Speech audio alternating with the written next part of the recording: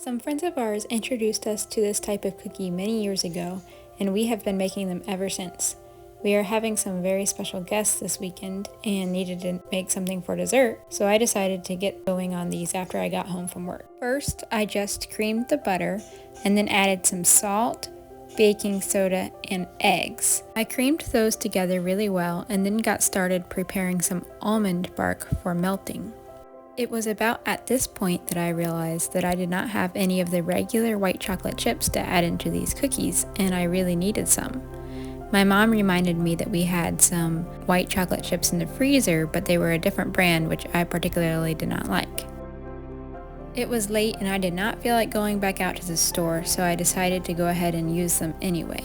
Here I just added the melted white chocolate to the dough, mixed that up really well before adding my flour and then my white chocolate chips from the freezer. I gave this a good mix and then started my tester cookie.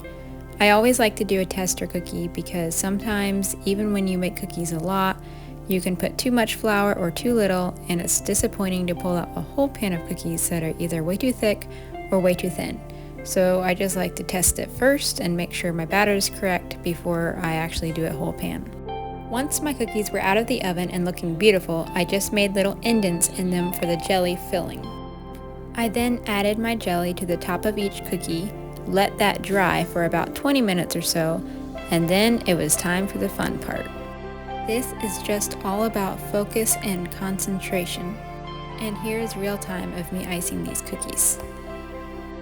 Okay, in total I think it only took me about 4 minutes, which really wasn't that bad. Because once that was done, take a look at this finished product.